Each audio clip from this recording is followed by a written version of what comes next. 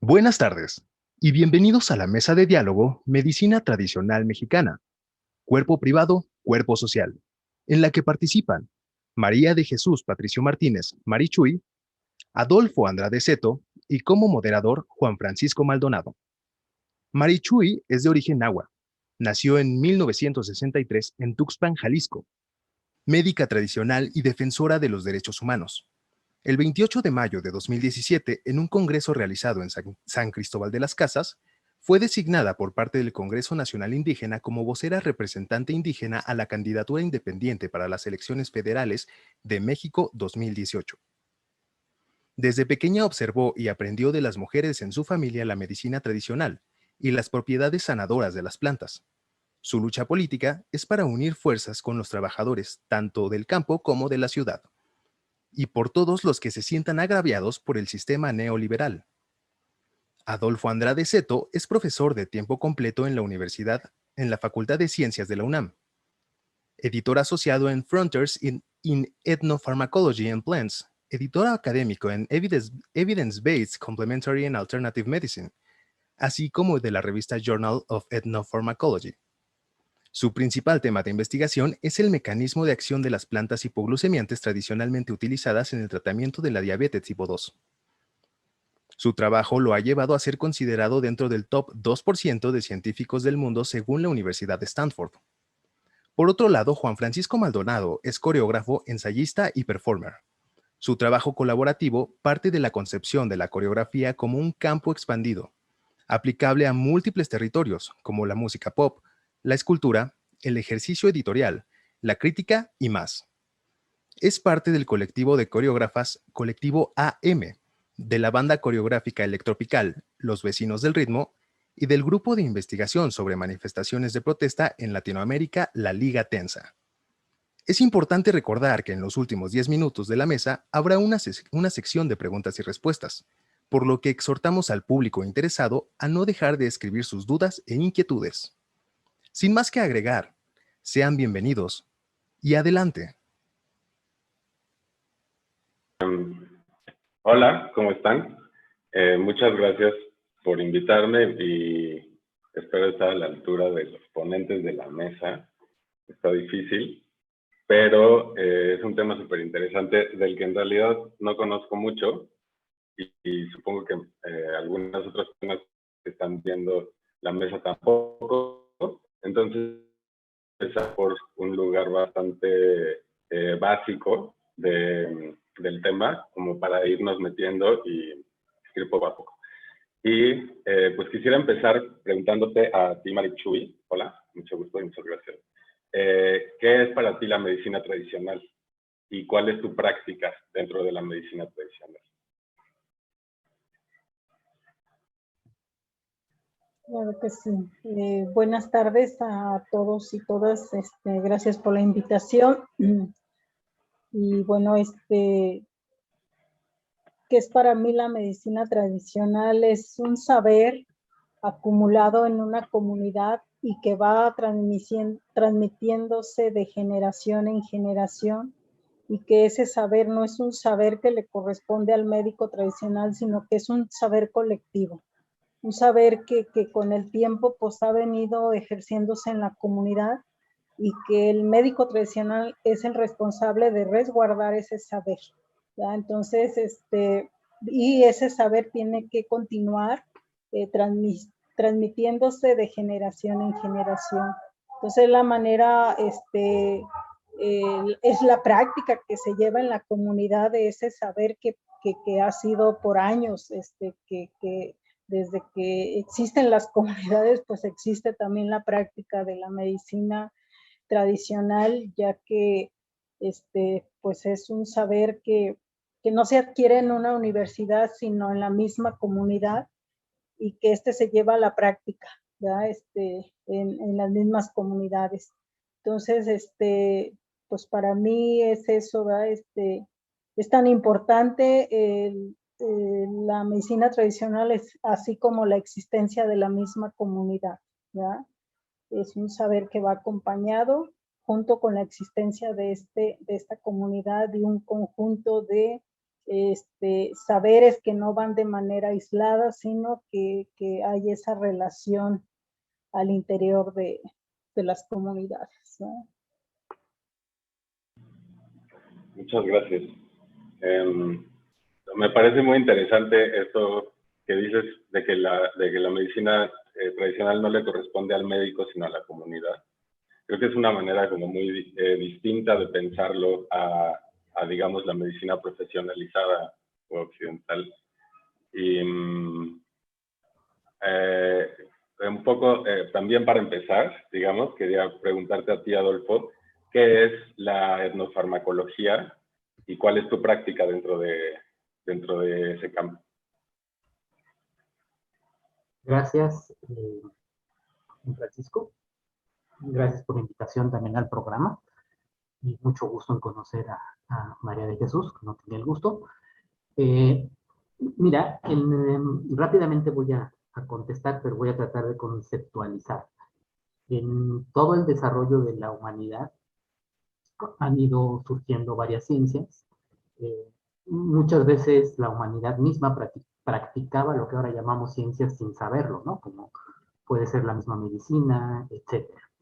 En algún momento en que las sociedades empiezan a avanzar más, estamos hablando más o menos, coincide un poco con el colonialismo, en cuanto que otras potencias empiezan a colonizar a otros pueblos, y entonces empiezan a surgir conceptos como el de etnobotánica, que fue acuñado por un estadounidense en 1890, pero olvidando que finalmente, pues, la gran parte de la medicina que tenemos hoy en día llamada occidental, que también me gusta llamarla así, finalmente todo es medicina, también viene de tradición, o sea, viene de la parte desde los romanos, los griegos. Entonces todo lo que sabemos se ha ido acumulando por conocimiento en el tiempo. Yo no puedo decir que alguna práctica médica que se haga en este momento no tenga una parte de tradición. ¿Por qué? Porque se fue descubriendo poco a poco, que quizá la parte institucionalizada o que se enseña en las universidades pues esté más academizada. No quiere decir que no tenga la parte tradicional, que a veces no se reconoce, porque si no, ¿cómo se llegó a ese conocimiento? Entonces, en este contexto de que se desarrollan en términos como la etnobotánica, en los años 60, algunas personas de Estados Unidos empiezan a tener un interés en cómo actúan las plantas que se utilizan como drogas, ¿no? En el sistema nervioso. Todo surge en la época de los 60, con la época psicodélica. Entonces, ya había antes las farmacopeas, hasta 1800 eran solamente basadas en plantas.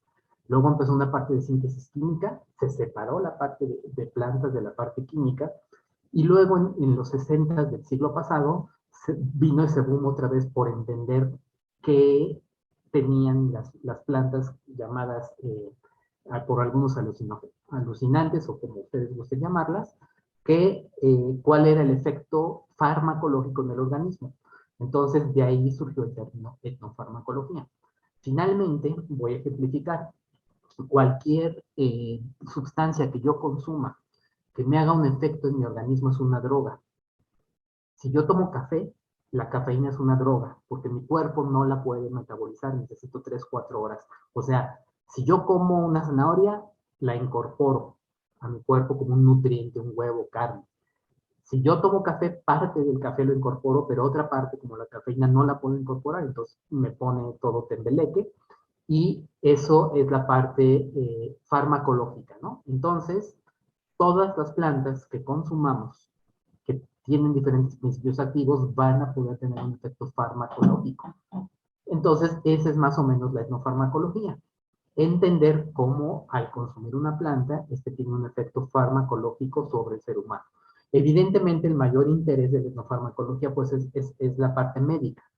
Esto es, que la planta pues tenga alguna utilidad en algún padecimiento humano, porque pues tiene más practicidad pero la etnofarmacología pues puede estudiar cualquier reacción. Puede haber plantas tóxicas, plantas venenosas, las plantas pueden tener muchos efectos en los humanos, ¿no? Entonces, eso es la etnofarmacología, el estudiar cuál es el efecto que nos hace la planta desde que entra al cuerpo hasta que sale, ya sea por orina o por heces, qué es lo que está pasando en el organismo fisiológicamente. Eso es la parte, lo que podríamos decir a grandes rasgos que es la etnofarmacología.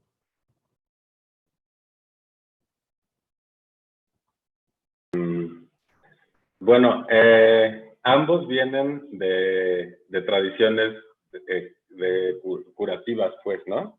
O sea, ambos vienen de familias que tenían conocimiento de curación y conocimiento de plantas.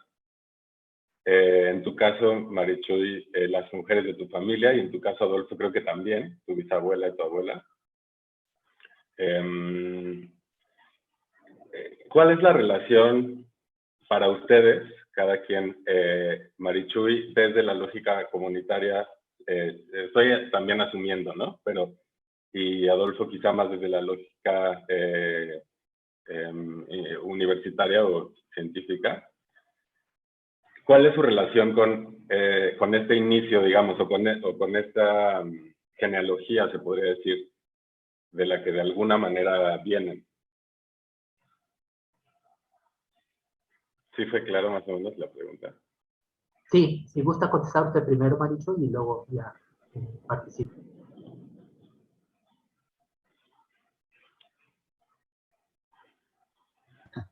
A mí no me quedó tan clara la pregunta. Si gusta iniciar, Adolfo. Claro que sí, muchas gracias. Sí. Pues mira, mi interés por estudiar las plantas, como bien mencionabas, mi abuela paterna viene de un pueblo del Estado de México, San Jerónimo Xonacahuacan, donde ahorita desgraciadamente pues se va a acabar de perturbar todo el ambiente ahí con la famosa campo aéreo, pero la mamá de ella era la partera del pueblo. Entonces, como yo de niño crecí muy pegado a mi abuela, pues siempre utilizaba plantas para diversos fines, ¿no? Ella se vino a la Ciudad de México muy pequeña, entonces no alcanzó a aprender todo el oficio de curandera, pero sí participaba, ¿no? Con su mamá, etc. Entonces, pues desde niño me llamaba mucho la atención las plantas medicinales. Y conforme fui avanzando en la cuestión académica, al estar estudiando, pues ya mi pregunta fue exactamente qué pasa, o por la parte biológica, porque yo estudio biología de formación, qué pasa biológicamente y ya después farmacológicamente cuando uno consume una planta. O sea, efectivamente tiene un efecto o solamente es placebo. Entonces, ese fue mi interés, ¿no? Y ya posteriormente, bueno, pues me dediqué a diabetes, ¿no? Llevo muchos años trabajando con ver cómo las plantas pueden bajar los niveles de glucosa en sangre. Entonces, bueno, la respuesta a la pregunta es sí, pues el interés vino desde ver cómo mi abuela utilizaba plantas para diversos fines y yo desde niño pues me preguntaba, ¿será que funcionan o cómo funcionan, no? Pues de que funcionaban, sí, porque me las daba y me sentía mejor. La cuestión era cómo era este funcionamiento. Bueno, fui muy poco claro con la pregunta, pero la puedo reformular. Un poco lo que estaba, por donde estoy tratando de ir es, ¿cuál es tu relación con la tradición de una manera más cercana, digamos? ¿Cómo fue el proceso de aprendizaje? ¿Cómo fue la relación con las personas de las que aprendiste también? Y cómo eso es, de alguna manera muy personal, pero también comunitario, y ¿cómo lo piensas tú? Claro, gracias, disculpa. Pues en principio era ir familiarizándose con algo que cotidianamente llevamos en la casa, en la comunidad, porque aquí los cargos, por ejemplo, de alguna imagen que van muy relacionados con el ciclo del cultivo, o sea, las fiestas van ligadas a cómo se va cultivando la tierra, esa preparación, entonces, pues son fiestas del pueblo, se puede decir. Y entonces ahí se hacían unas curaciones en delante de la comunidad, lo que le llamábamos, o le llamamos porque todavía se practican, el manchiwis. Era una curación es una curación que se realiza a cierto miembro de la familia, de los que están ahí, van y solicitan y se hace. Y bueno, aquí la creencia es de que cuando se cura ante una imagen que es la fiesta del pueblo, el enfermo se cura, ¿verdad? Entonces, lo hacen, claro, con rezos, ¿verdad? Y vela y flores. Entonces, una es esa, de ir observando, ir viendo, ir conviviendo, ir teniendo presente de qué manera se van curando, y la otra, ir observando las otras formas de que los mismos que hacían manchiwis, hacen otra curación que es en la casa, cuando ya no hay cura con algún doctor, bueno, se recurre y se cura con plantas, rezos, agua, o dándoles un tecito, o como aquí que luego recurren los niños que hay todavía esa creencia de que tienen ojo, y los niños les da diarrea, les da vómito, temperatura, no duermen, lloran mucho, y es algo que pues los doctores no creían pues aquí en la comunidad, y no creen, yo digo todavía, pero es una forma que se practica pues, y que los niños se curan automáticamente pues con la forma como se les hace. Entonces algo que es una forma que se tiene y que vamos asimilando, vamos viendo y vamos viendo que justamente la forma como curan nuestras abuelas, curaban y curan, es una manera efectiva pues para que los niños se curen. Y entonces aquí lo que se hace primero es recurrir a eso cuando hay algún enfermo con esos síntomas, porque pues también es reconocer que no todo se puede curar con la medicina tradicional. Entonces, cuando hay ese tipo de problemas de ojo, susto, empacho, se recurre a curar, y usando aquí técnicas que son muy propias, y pues algunos tecitos que se les recomiendan a los niños, y que esto pues es lo que ha venido pasando de generación en generación, y que pues pues se ha tratado de resguardar pues ese conocimiento, porque sabemos que ese conocimiento se tiene que ir heredando, ¿verdad? A los que vienen atrás. Entonces, pues ha sido esa práctica que se ha conservado desde las familias, y que es parte de la existencia desde hace rato de la comunidad, porque es una curación colectiva, ¿verdad? Una curación que se hace, ya decía hace rato, en las fiestas, que son muy propias de la comunidad, y en presencia de todos, ¿verdad? No todas pues las enfermedades, pero sí las más importantes que yo considero, y que pues se ha venido transmitiendo, y yo digo consolidando, pues porque los niños pequeños pues ya le bailan a la imagen, o participan en la fiesta, porque hay como dicen ellos, es que yo lo siento adentro que tengo que danzar para poder curarme, ¿verdad? Entonces es una práctica pues que se ha llevado, y que se ha venido fortaleciendo lo que es en lo de las fiestas pues tradicionales de la comunidad, ¿verdad? Eso, en otros espacios, Marichuy, has hablado de la importancia de las fiestas para la organización política también, ¿no? O sea, para la organización de resistencia de un pueblo.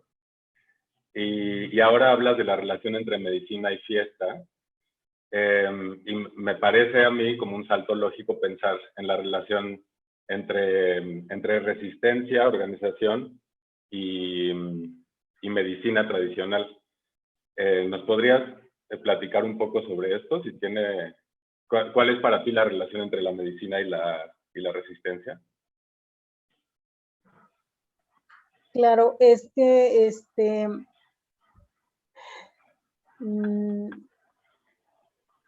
¿cómo lo platico? Lo que pasa que yo decía hace rato que la práctica de la medicina tradicional es algo colectivo y que es parte de la comunidad. Y justamente considero que es una resistencia también eso de darle su valor, de recuperar, de fortalecer, no sé, la práctica de la medicina tradicional en la comunidad, ¿verdad? Que no es algo aislado. Por ejemplo, hablemos de los despojos, hablemos de la contaminación, hablemos del cambio, por ejemplo, acá la introducción de invernaderos y de aguacateras ha venido lesionando la lluvia, porque han impedido que llueva de manera natural, ¿verdad? Dicen de los invernaderos, pues es que a nosotros nos afecta la lluvia y por eso lo que hacen es poner sus cañones antigranizo y con eso, pues desbaratan la nube y deja de llover de manera natural. ¿Qué ha pasado?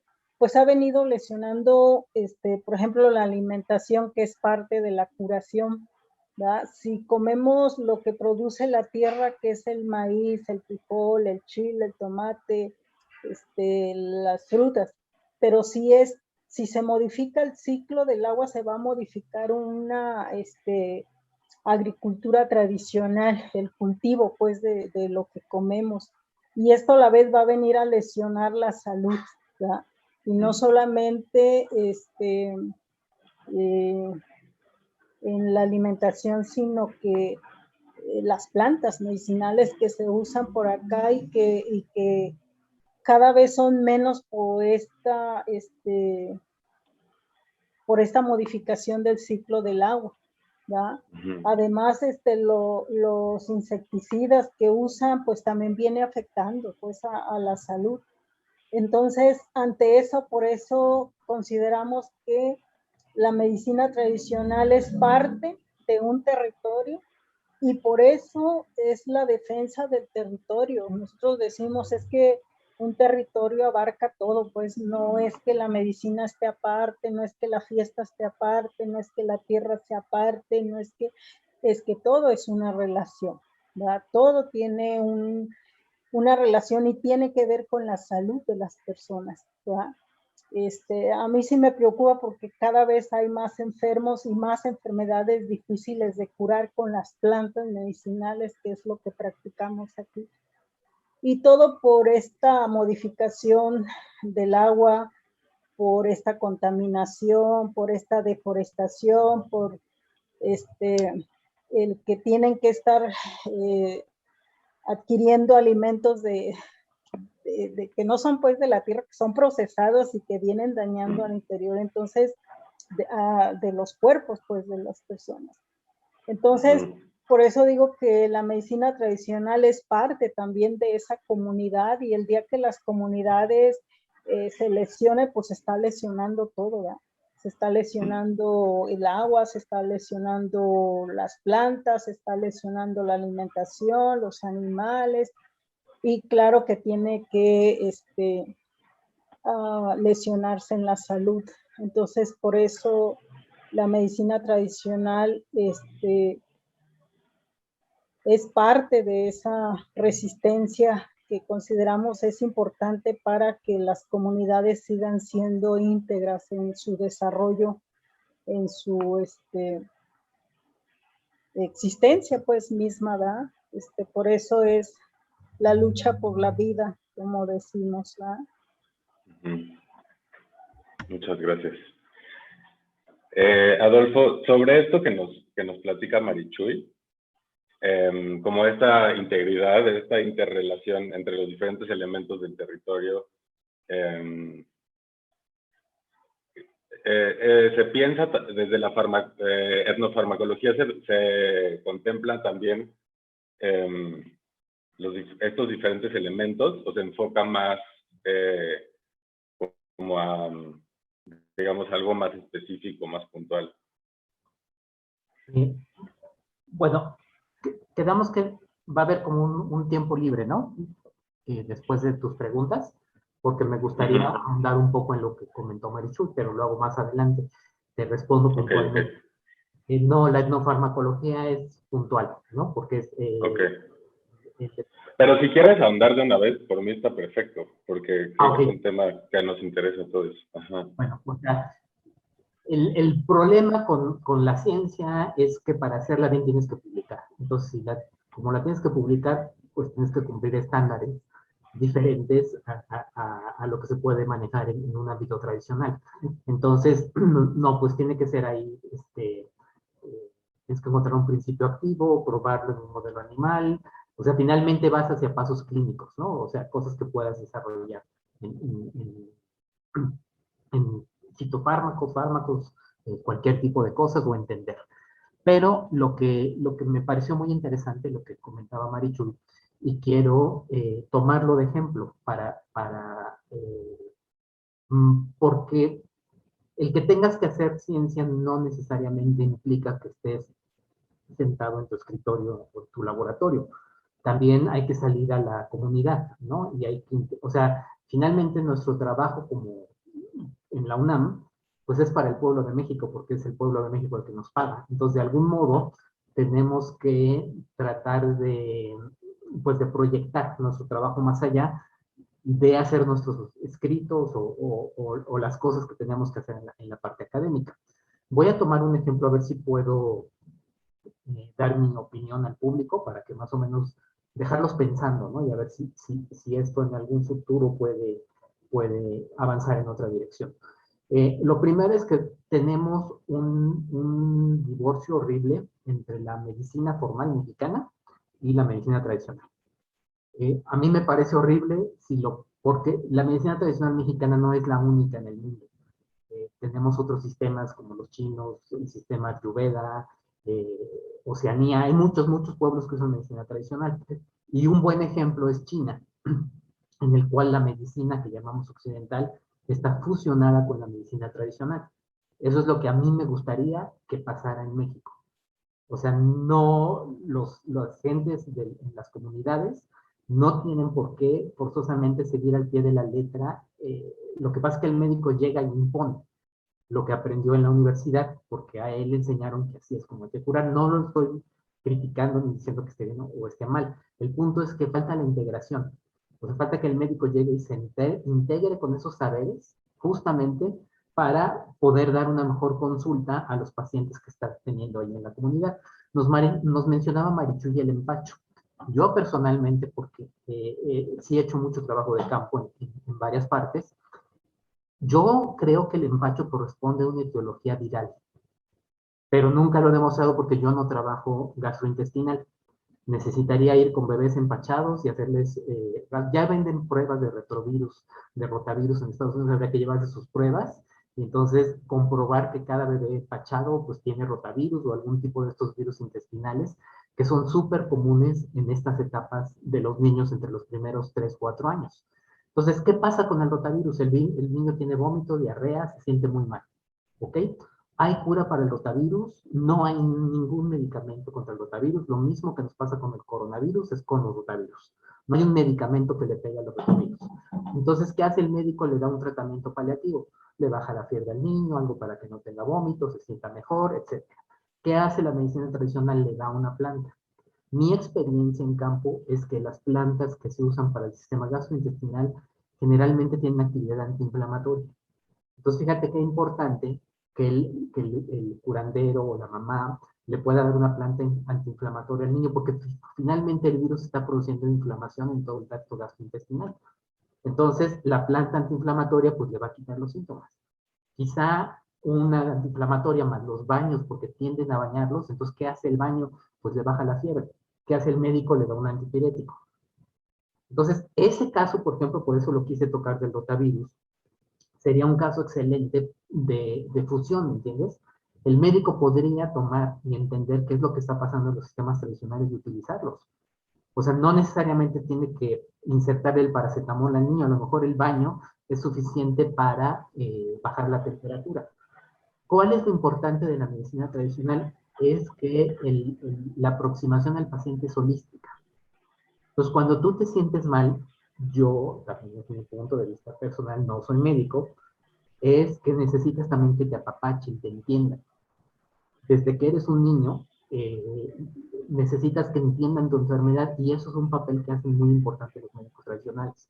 O sea, el médico tradicional trata de entender la enfermedad y su objetivo es que el paciente se sienta bien. El objetivo del médico es como tratar de contrarrestar la enfermedad, pero a un médico o los médicos que a mí me han tocado, muy poco les importa cómo te sientas. O sea, generalmente cuando uno va al médico sale regañado porque, ¿no? Hiciste no sé cuántas cosas mal y uno tiene la culpa de todo. Ciertamente sí, pero no es la forma correcta. Porque entonces yo lo que hago es agarrar la animadversión al médico. O sea, voy de plano cuando me siento muy mal. Pero si no, pues trato de evitar. En cambio, cuando vas con el curandero, pues, ¿cuánto dura una plática con un curandero? No me dejará mentir la señora Marichuy, pues fácil, 40 minutos, una hora. Entonces, él se toma el tiempo para entender la enfermedad, estar. Entonces, eso es lo que yo pienso que desde el punto de la etnofarmacología podríamos hacer en este país. Ayudar a que se vuelvan a fusionar, porque no tienen que estar peleados. O sea, el chiste es sentirnos mejor. Entonces, lo que ya se aprendió por acá desde la medicina occidental, más lo que se sabe por años en la medicina tradicional, tratarlo de fusionar para entonces dar una mejor aproximación al paciente. ¿Ok? Entonces, no sé si me expliqué, por eso quería tomar la idea del empacho. Por todas las etiologías tradicionales, las podemos también explicar desde el punto de vista de la medicina occidental. Tiene que haber una etiología, un agente causal, ¿no? Todas las cuestiones, mal de ojo y eso, yo pienso que correlacionan mucho con depresiones, trastornos psicológicos, psiquiátricos que vemos aquí desde otro punto de vista, ¿no? Entonces, pero finalmente es cuestión de platicar y entender. Hay mucho que entender todavía en nuestra medicina tradicional mexicana, porque finalmente son diferentes aproximaciones al mismo fenómeno. ¿Ok? Finalmente el paciente tiene una enfermedad, yo me aproximo desde la medicina occidental o me aproximo desde la medicina tradicional, pero la enfermedad es una. Yo le pongo desde la medicina tradicional una etiqueta, empacho, y desde la occidental yo le quiero poner otra, la que tú gustes, ¿no? Puedes que yo tenga razón, o que sea un virus o no, pero entonces ya le puse mi etiqueta, y entonces en base a mi etiqueta la trato de curar. Entonces, la idea sería esta fusión, ¿no? De que hubiera médicos que tuvieran también una formación pues tradicional. Yo no entiendo por qué a los médicos no se les enseña de plantas, deberían saber lo mínimo, porque finalmente están en un país en que como el 60 o el 70% de la población usa plantas. Entonces sí deberían tomar cursos y entender qué es lo que está pasando. Yo no te estoy diciendo que las usen, ¿no? El problema con las plantas es que para que tú tengas un efecto necesitas un principio activo. Todas las plantas tienen, como yo te decía, tiene la cafeína que tiene el café, pues tiene una concentración. Entonces tú mismo puedes tomar un café que es agua de calcetín o un café muy concentrado. Entonces el problema de las plantas cuando vas y las cortas en su forma natural en el campo es que no estás tan seguro de la concentración de principios activos que tiene. Entonces entiendo también la parte médica de que no es tan fácil. Por eso te estoy diciendo que hay que hacer una conjunción, ¿ok? No es, esa sería la idea, ¿no? Tratar de usar los recursos que tenemos y entre todos, pues tratar de tener un mejor sistema de salud. Hablaba hace ratito Marichuy también de las enfermedades nuevas que surgen también a raíz de alimentos procesados, de los fertilizantes, etcétera, como de todo este desequilibrio que va encadenado. Y tú, Adolfo, en otra conferencia hablabas de que la diabetes, que es el tema que trabajas principalmente, es en realidad una enfermedad bastante nueva en México, ¿no? O sea, como que el gran problema de salud pública de la diabetes surge alrededor de los años 50.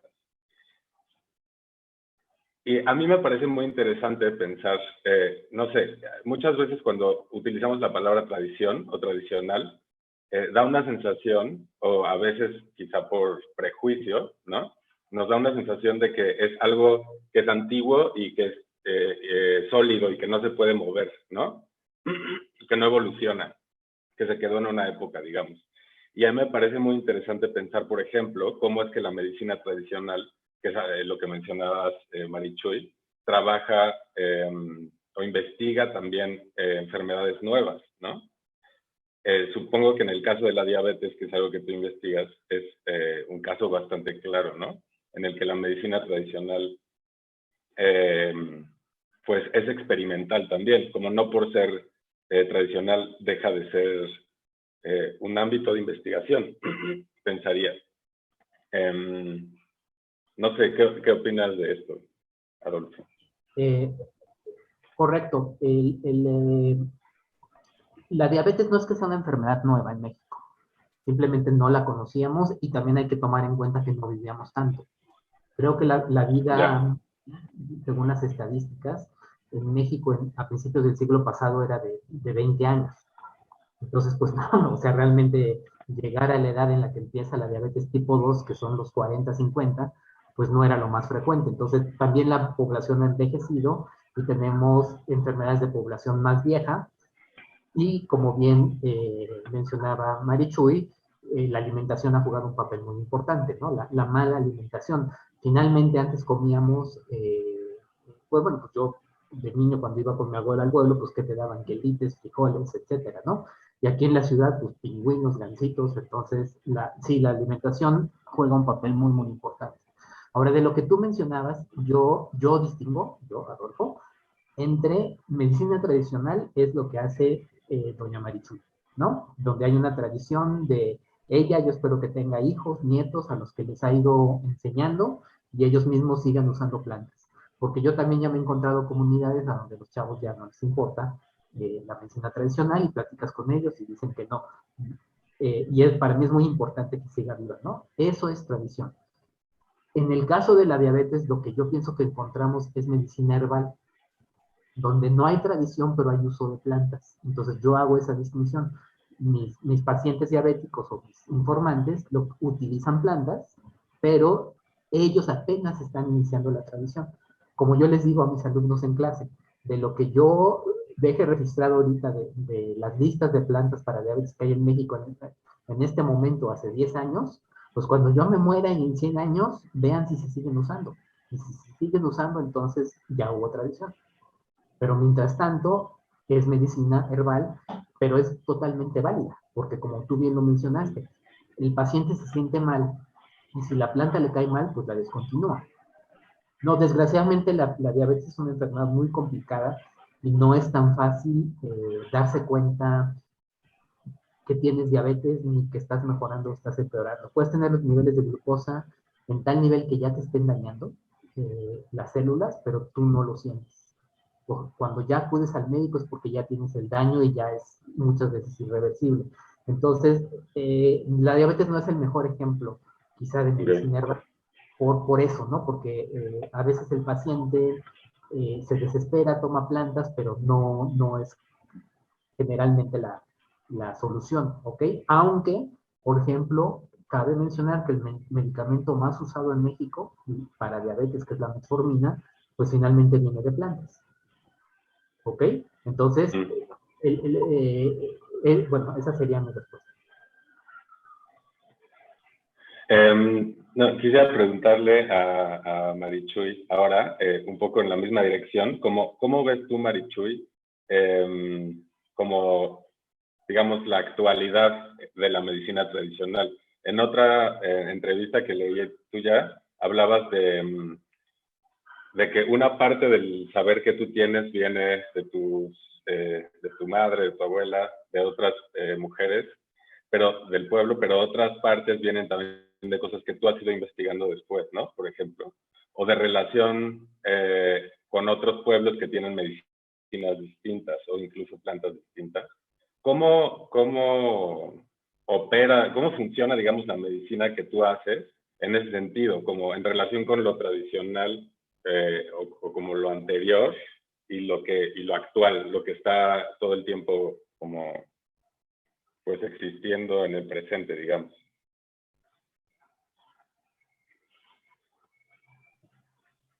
Claro, pues yo daría algunos ejemplos que es lo que hemos llevado a cabo aquí en la Casa de Salud que tenemos en Tuxpan, y que han sido unos testimonios importantes en la comunidad, y voy a mencionar solo unos 2, 3,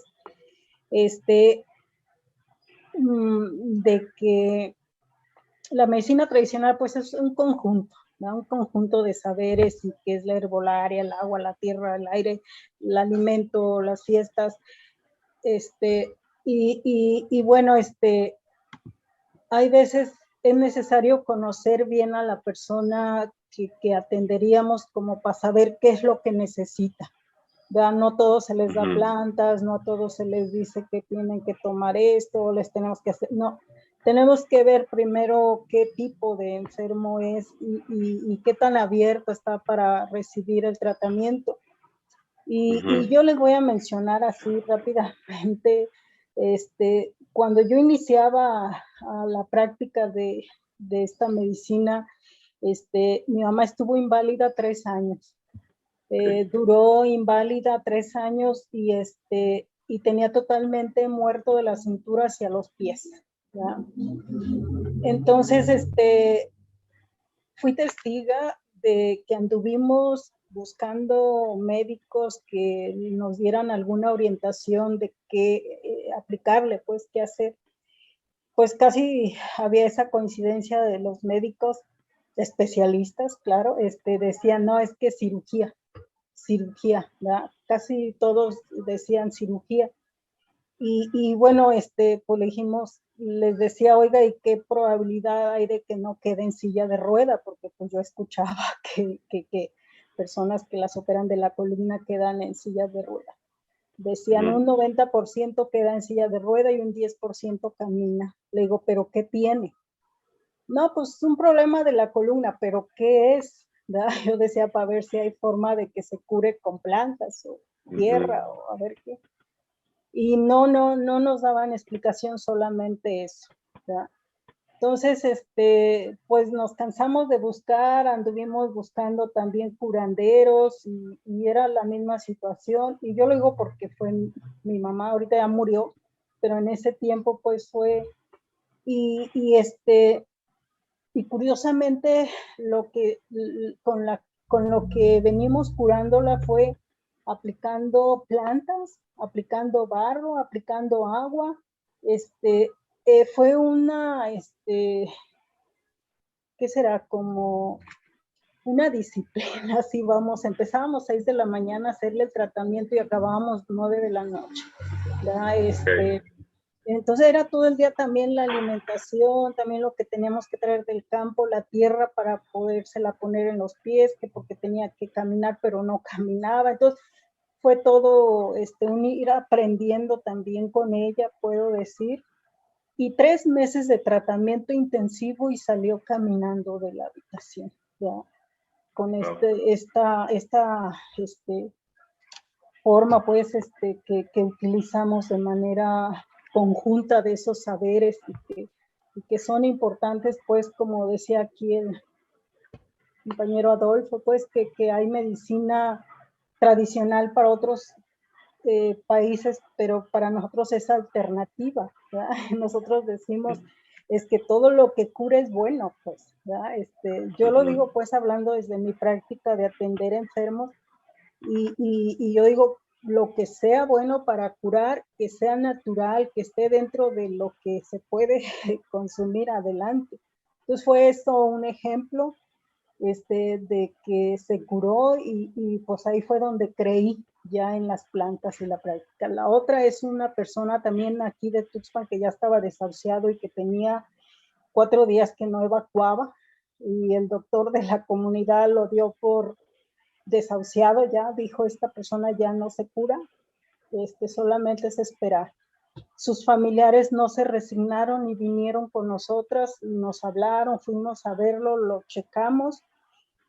¿Y qué hicimos? Solamente le aplicamos 2 lavativas o 2 enemas, pues, ¿no? Rectales, y a la primera no sacó nada, pero en la segunda ya pudo evacuar. ¿Y qué fue lo que leímos? Pues plantas que sabemos que son desinflamantes y que son buenas para el intestino. Entonces le pusimos pues le dijimos su refresco de cola, pues ya entonces de esa manera pudimos pues apoyar a este señor y hasta la fecha todavía ahí anda. Entonces son casos así que casi como que fuimos aprendiendo también en la práctica, a qué a ir con la intención de querer ayudar a curar y que pues todo se fue acomodando con un poquito de los saberes, un poquito también del conocer cómo funcionan las plantas. Justamente decía compañero Adolfo, no todas pueden ser buenas, hay algunas que son peligrosas y tenemos que tener cuidado. Yo pienso que el que cura sabe que, bueno, el que se dedica a las curaciones, porque yo no soy de la idea, por ejemplo, que yo curo, ¿verdad? Porque no soy yo, son las plantas, o es la misma persona que hace lo que le decimos que tiene que hacer y pues es una responsabilidad grande, pues también, pero es importante ir conociendo más sobre cómo funcionan las plantas, cómo funciona el agua, que también es muy importante. Nosotros lo usamos mucho en las curaciones, los emplastos o cataplasmas de barro que van a acompañar, o sea, para sacar una temperatura, calentura mayor de, no sé, 38, la bajamos con cataplasmas de barro, a las enemas. Entonces, y las plantas, pues, y aparte la alimentación que va acompañado. Entonces, pues, es sobre el mismo camino que nos ha ido como enseñando que, que sí hay que tener confianza en las plantas, pero hay que tener cuidado, y que sí hay que tener confianza en el agua, en el barro y las formas,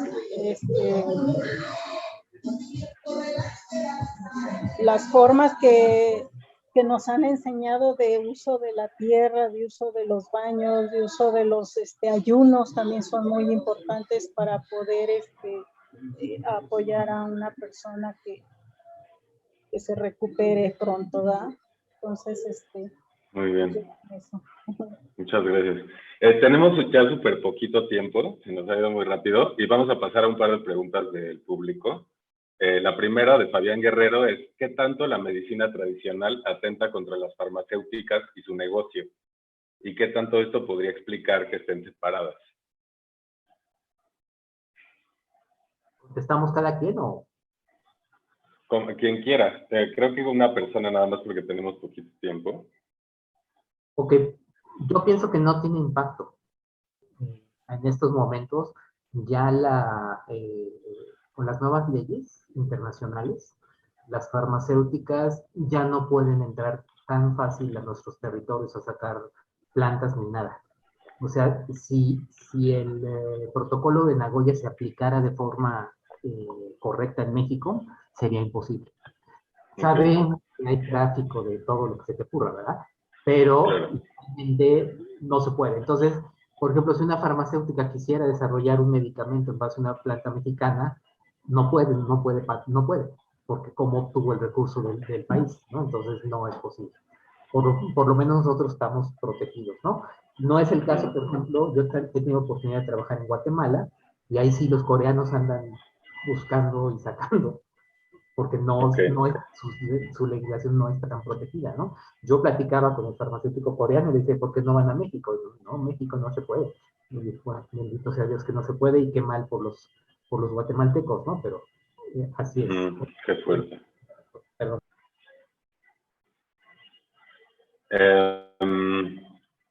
Bueno, tenemos un minuto, entonces vamos quizá con una última y rápida pregunta. Que alguien pregunta sobre la ética. Me parece indispensable la preservación de los conocimientos de medicina tradicional en las comunidades. Sin embargo, quienes se asumen como portadores o expertos en estas prácticas tienen la misma responsabilidad ética y jurídica que los médicos alópatas. ¿Un médico tradicional tiene la misma responsabilidad ética y jurídica que un médico alópata? Yo creo que eso mejor lo contesta doña Maricruz.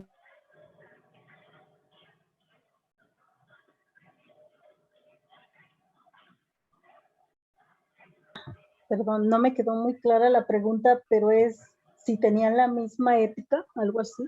Como la misma responsabilidad Mm. entre un médico alópata y un médico, una médica tradicional. Bueno, pues yo hablaría de la medicina, médicos tradicionales, y yo digo que sí son responsables de lo que están dando, y que estos son reconocidos en su misma comunidad por la práctica que tienen, y que Claro.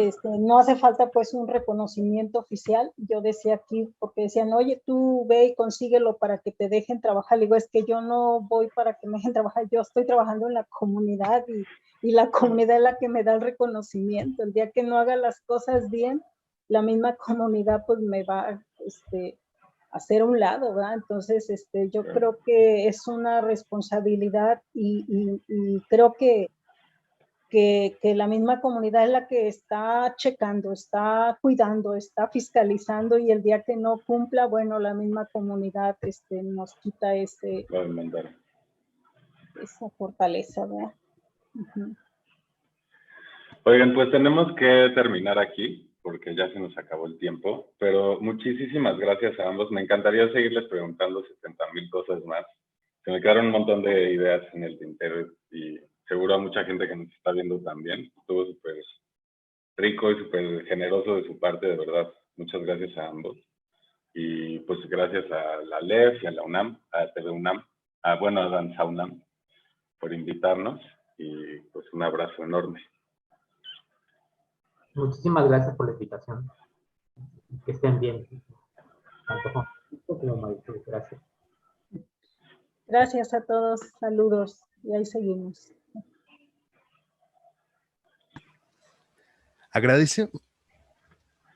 Agradecemos la participación de nuestros invitados, así como la asistencia de nuestro público en general. Síganos acompañando en el ALEF, sintonizando nuestras transmisiones y participando en redes. Hasta otra.